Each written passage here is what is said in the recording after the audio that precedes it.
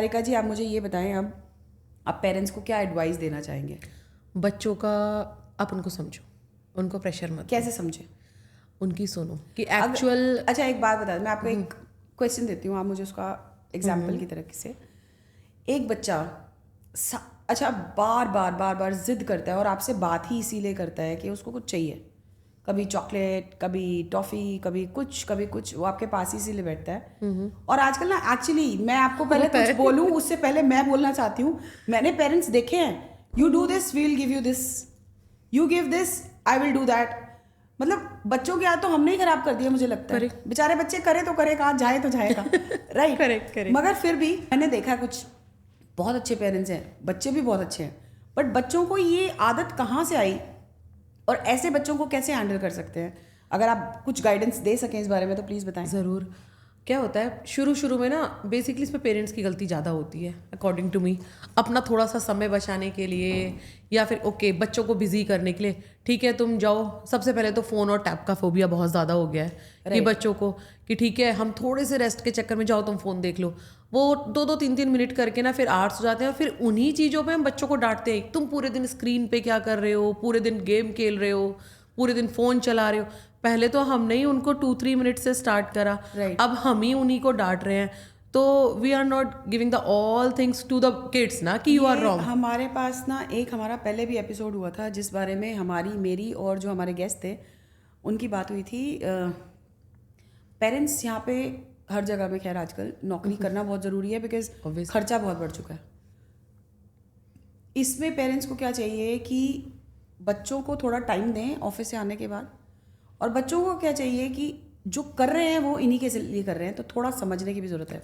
Basically बच्चों को hand in hand appreciation की ज़रूरत है, अप्रिसिएशन की ज़रूरत है। बच्चा पूरे दिन में कुछ भी करे, एक छोटी सी ड्राइंग भी बना के लाए। मेरा भी बेटा छोटा सा है, 9 ईयर का है, वो छोटी सी ड्राइंग लेके आता है। उस टाइम पे मैं भी ठीक है पूरे दिन बिजी हूँ, पढ़ा रही हूँ यार, मैं दूसरे बच्चों को तो ज्ञान दे रही हूँ कि नहीं बेटा आप ऐसे करो, और वो आए कि मम्मी देखो मेरी ड्राइंग कैसी है, और मैं उसको कहूँ क्या यार तुम थक गई हूँ मैं, वो क्या होगा यार मम्मी क्या कर रही है। आई थिंक लोगों को एक्चुअली मैनेज ही नहीं करना आया ना। करेक्ट। अगर मैं वही चीज़ बोल दूँ अरे वाह बेटा आपने बहुत अच्छा करा है, सिर्फ उतने ही वर्ड्स हैं कि आप जाओ यहाँ से, आई एम टायर्ड, और सिर्फ वाह बेटा वेरी गुड, 4 ही वर्ड्स हैं, तो दोनों में बच्चे को क्या हुआ, अप्रिशिएशन मिला ना। राइट। मैं एक चीज़ बोलना चाहती हूँ कि बच्चों को समझना चाहिए, क्योंकि बच्चे हो ना आप, तो आपकी गलती नहीं है। बच्चे नहीं समझते, कभी 1-आधे% समझ लिया करो कि माँ बाप भी बेचारे थके हुए आए हैं और गए आप ही के लिए हैं, क्योंकि आपको ही आगे उन्होंने कुछ अच्छे लेवल्स पे you know they want you to study well and you will achieve good levels in your life. But sometimes 1-2% आप समझें। एंड पेरेंट्स से मेरी ये रिक्वेस्ट है कि प्लीज़, वो बच्चे ही हैं, आप कुछ भी करेंगे, अगर आप 40 साल के हैं और आपका बच्चा 10 साल का है तो 30 साल आप उससे बड़े हैं। अगर आप मैनेज नहीं कर सकते अपना एंगर तो आप उससे उम्मीद ही ना रखें। ये बात सुनकर मुझे लगता है बहुत सारे parents may be they will not like it और may be kids will not like it, but the problem is कि अगर हम लड़ने झगड़ने में लगे रहेंगे ना तो प्रॉब्लम सॉर्ट ही नहीं हो पाएगी। और जब तक प्रॉब्लम सॉर्ट नहीं हो पाएगी, जब तक आप समझेंगे नहीं कि आपकी लाइफ में ये ही एक प्रॉब्लम है जिसकी वजह से बच्चे समझ नहीं पाते अपने पेरेंट्स को और माँ बाप समझ नहीं पाते बच्चों को। उनको ये नहीं पता उनको स्टडी क्या करना है। जब एक कोऑर्डिनेशन हो जाएगा ना अच्छे से, तो व्हाट विल हैपन कि एक बच्चे का फियर जो है ना अंदर कि मुझे अगर मैथ समझ नहीं आ रहा है तो मैं अपने बाप को बोल नहीं सकता कि I don't know how to do it, क्योंकि पता है कि वो झाड़ देगा आगे से। क्यों नहीं कर रहे हो आप, राइट? हाँ, क्यों नहीं कर सकते? I can not say that to my father because I know my father is having a short temper and he will be angry on मी.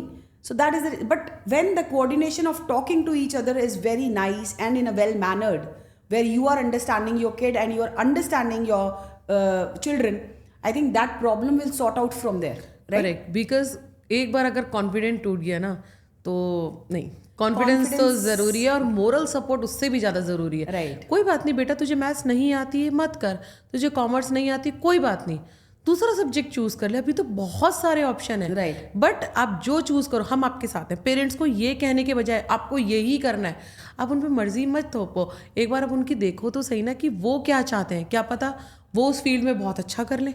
सो आप अपने अकॉर्डिंग, ठीक है मुझे मैथ्स पसंद है, मुझे साइंस पसंद है, कल को मेरा बेटा बड़ा हो मैं उससे कहूँ नहीं बेटा आपकी मम्मा ने मैथ्स साइंस में करा, आपको भी करना है. एक्चुअली लोगों का एटीट्यूड इतना है ना कि अगर मैं सीए हूँ तो मेरा बेटा सीए ही Correct. होना चाहिए, तो मैं डॉक्टर हूँ तो मेरे मेरा बच्चे डॉक्टर ही होने चाहिए। So, भैया वही आप चीज, फुटबॉलर थोपो हो, मत। आपका बच्चा फुटबॉलर क्यों नहीं होना चाहिए? बच्चों को उनकी मर्जी करने दो, आप उनको सपोर्ट करो, उनको गाइड करो। बेटा हम आपको गाइड करते हैं, हम आपके लिए सारी सुविधाएं जुटाते हैं, बट चॉइस आपको वहाँ ईमानदारी दिखानी होगी। आप जो चीज़ कर रहे हो, आप कॉमर्स पढ़ रहे हो, ड्राइंग कर रहे हो, आर्ट्स कर रहे हो, डांस कर रहे हो, म्यूजिक कर रहे हो, साइंस कर रहे हो, आप जो कर रहे हो हम आपके साथ हैं। क्योंकि अगर कॉन्फिडेंस तो चलो आ जाएगा, एक बार मोरली बच्चा टूट गया तो वो कभी नहीं आ सकता। मैं आप लोगों से एक रिक्वेस्ट ऑन कैमरा करना चाहती हूँ। अगर किसी बच्चे को प्रॉब्लम है कि वो अपनी बात अपने पेरेंट्स को नहीं बोल पा रहा है, और पेरेंट्स को अगर प्रॉब्लम है कि उनके बच्चे उनकी बात नहीं सुन रहे हैं, for kids I am sitting here. बच्चों, अगर आपको कोई भी प्रॉब्लम आती है जहाँ पे आपको लगता है कि आपको सपोर्ट की ज़रूरत है, आप मुझे कॉन्टैक्ट कर सकते हैं।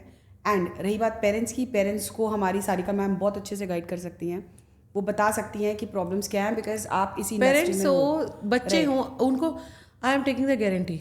अगर मैं मैथ्स के लिए जस्ट फॉर एग्जांपल, आपको मैथ्स पसंद है?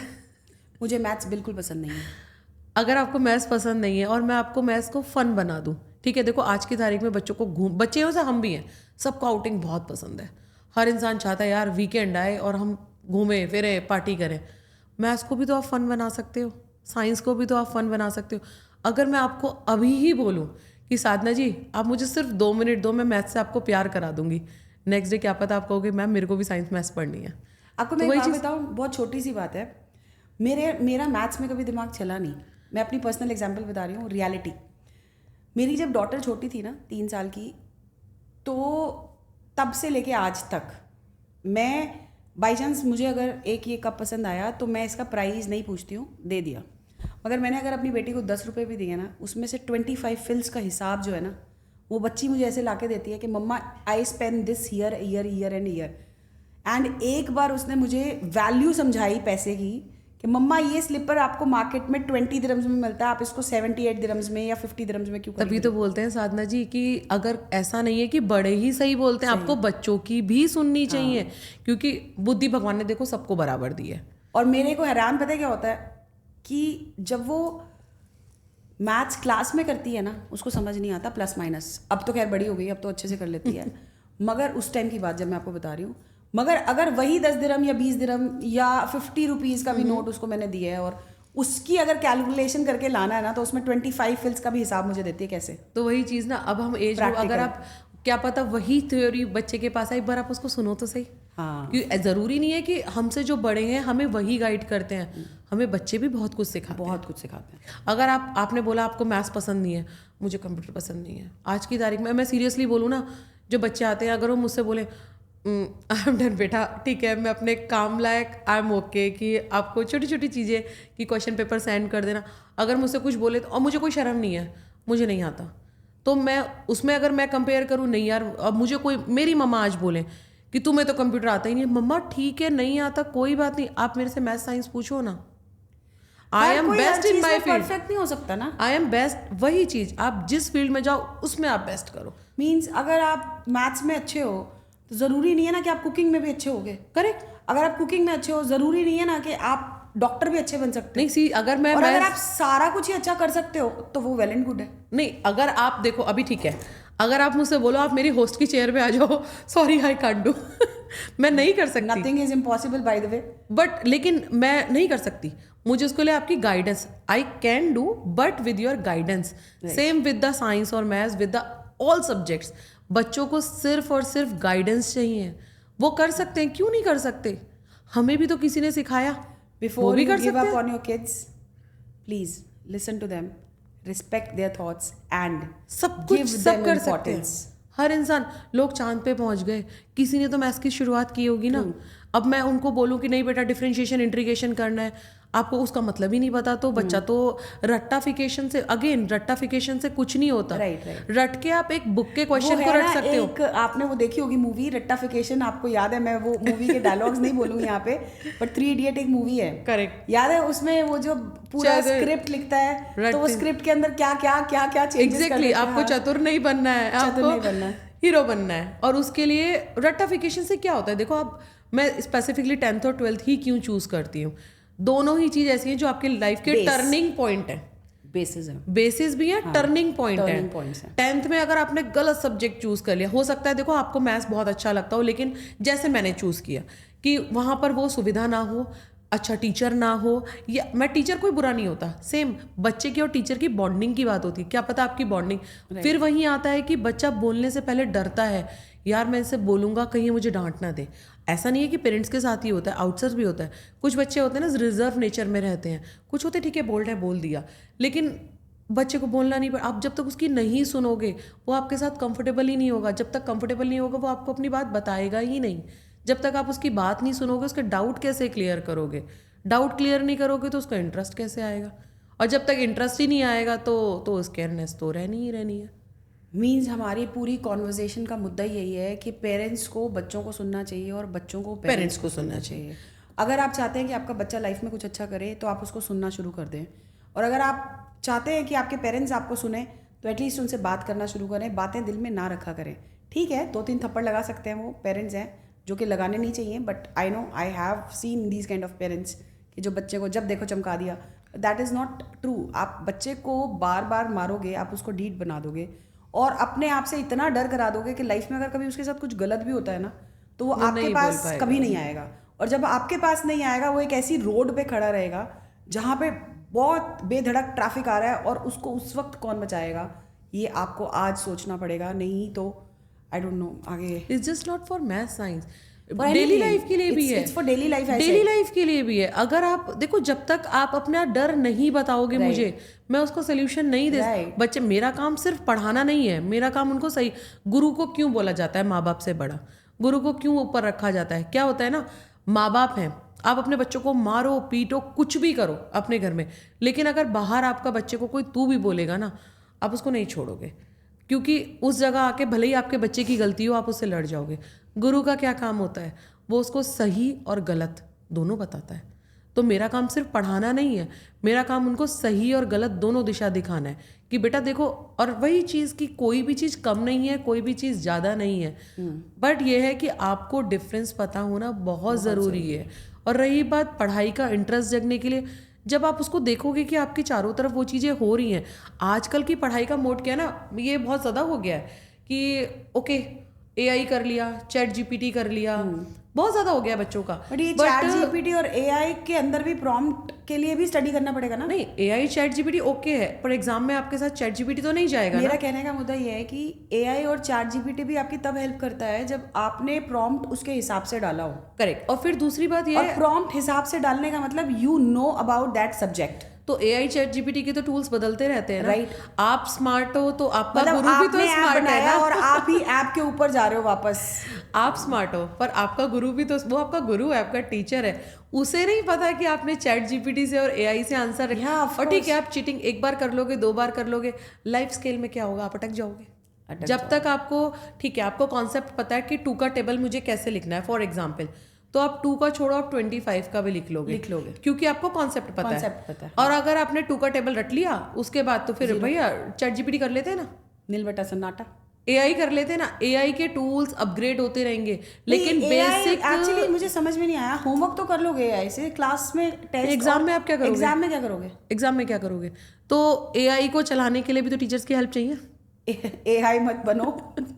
नहीं, इट इज जरूरी। मैं ये नहीं कहती हूँ कि वो चीज जरूरी नहीं है। Good for when you have done your studies. No, AI भी बहुत जरूरी है। चैट, मैं ये नहीं कह रही हूँ कि not for AI just only, आपको डिजिटली होना भी बहुत जरूरी है। नहीं, that is important but in other context. But आपका बेस क्लियर होना बहुत जरूरी है। जब तक आपका बेस क्लियर नहीं होगा ना, सी आज ही की बात है, आज मैं सुबह जब क्लास ले रही थी तो केमिस्ट्री की क्लास थी, मैं नाम नहीं बोलूंगी, शायद वो पॉडकास्ट सुन रहा होगा तो समझ जाएगा, ही इज वो स्पेशल स्टूडेंट में से एक है। तो उसने मुझे बोला मैम सॉल्युबिलिटी कैसी है, आप बताओ उसको कैसे करेंगे। मैंने कहा बेटा सॉल्युबिलिटी का मतलब तो सीधे सीधे घुलना है, और किसी भी चीज़ में कोई डिसॉल्व हो रहा है तो ऑब्वियस उसको पहले बॉन्ड तो तोड़ने ही पड़ेंगे ना। जब तक पहले बॉन्ड नहीं टूटेंगे जब तक दूसरे कैसे बनेंगे। उसको वो चीज़ समझ में नहीं आई। फिर मैंने कहा ओके, आप 3 फ्रेंड्स हो, अब एक चौथा आ जाएगा, आपके 2 ही हैंड है ना, तो आप 2 ही फ्रेंडशिप कर सकते हो। अब तीसरे को आपको इंट्रोड्यूस करना है तो एक के साथ तो फ्रेंडशिप तोड़नी ही पड़ेगी ना उस टाइम पीरियड पे। तब उसको शायद समझ में आया कि या यू आर राइट। तो ऐसा नहीं है कि अब मैं उसको रटाऊँ, नहीं बेटा इसको इसके साथ मिक्स करो तो सोल्यूशन बनेगा। वो तो यार पहले ही डरा हुआ है। अब उसके सामने गुड लक ये था उसका एक और फ्रेंड आ गया, वो थोड़ा लेट आया, तो ओके 3 सीट पे बच्चे, बेटा आप मिडल में बैठे हो, आपके 2 हैंड है तो आप 2 ही बॉन्ड बना सकते हो। तीसरा बॉन्ड बनाने के लिए क्या होगा, आपको या तो एक हाथ बॉन्ड छोड़ना पड़ेगा ताकि वो आपका बेस्ट फ्रेंड बने, या फिर उसको वेट करना पड़ेगा। Of course. तो उसको वो चीज़ समझ में आ गई, और शायद सॉलिबिलिटी का कॉन्सेप्ट आप समझ रहे होगे मैं किसकी बात कर रही हूँ। तो उसको शायद अब वो समझ में आ गया है, नहीं तो वो कंफ्यूज था उस चक्कर में। तो बेसिकली क्या है, जब तक आपका बेस क्लियर नहीं होगा आपको उसे समझ में आएगा ही नहीं। अब बुक में आप 2 रिएक्शन रट लोगे, 3 मिलियंस रिएक्शन, आप कितनी रिएक्शन रटोगे, कितनी रटोगे? रटने के बाद एक टाइम तो ऑब्वियस है हमारा माइंड भी तो स्टक होगा ना। आप मुझसे बोलो कि आप फिजिक्स भी पढ़ा रहे हो, केमिस्ट्री भी पढ़ा रहे हो, अगर मैं रटती रहूंगी तो मैं कितना रटूंगी, कितने सब्जेक्ट्स रटूंगी। मेरे पास बैक टू बैक एक मैथ का है, फिर दूसरा बैच केमिस्ट्री का है, तीसरा बैच फिजिक्स का है, फिर स्विच करना कितना मुश्किल होता है। स्विच कर, आप कंप्यूटर को भी एक्सेस दोगे तो उसको स्विच करने में 2 सेकंड लगते हैं। हाँ। फिर क्लास बोर्ड अलग अलग है। ओके, आप मैं बोलते हैं बच्चे कि मैम आप CBSE ICSE को भी पढ़ाते हो, ब्रिटिश बोर्ड को भी पढ़ाते हो, क्या अंतर है? मैंने कहा बेटा देखो अंतर सब में है, नो डाउट, राइटिंग है, पैटर्न सबका अलग है, लेकिन द फंडा इज ओनली इज दैट कि आपका बेस क्लियर है और आपको मुझ पे भरोसा करना पड़ेगा। कुछ हो सकता है कि एक दिन में आप मेरे साथ कंफर्टेबल हो सकता है 1 हफ्ते में हो जाओ, लेकिन ये मेरी गारंटी है आपको मैं साइंस से मैं प्यार करा दूंगी। राइट। आपका विजन क्या है आगे?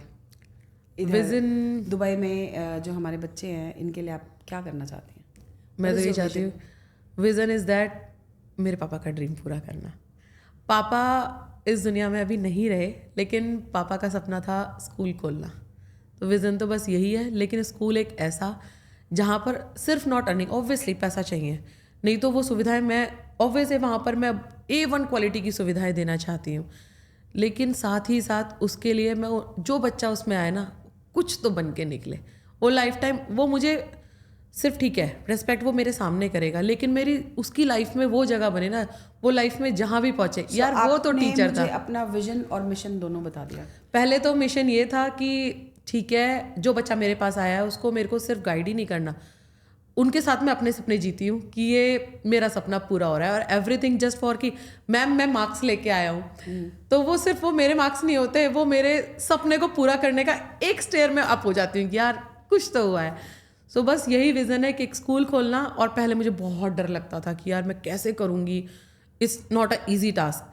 पापा नहीं रहे, ठीक है पता नहीं मैं कैसे कर पाऊँगी नहीं कर पाऊँगी। फिर जब ये अवार्ड मिला तो उस दिन लगा वो सिर्फ अवार्ड नहीं था मेरे लिए, वो विक्ट्री थी, वो उन बच्चों की जीत थी कि जिन्होंने मुझसे कहा वन स्टेप अप टू और योर मिशन। एक्चुअल अवार्ड ये था कि बोला था मेरे से, आप शायद सुन रहे होगे, मैम अब मुझे मैथ्स से डर नहीं लगता, मुझे मैथ्स से प्यार हो गया है, मैम साइंस सिर्फ इतनी भी डरावनी नहीं है, मैं कर लूँगा।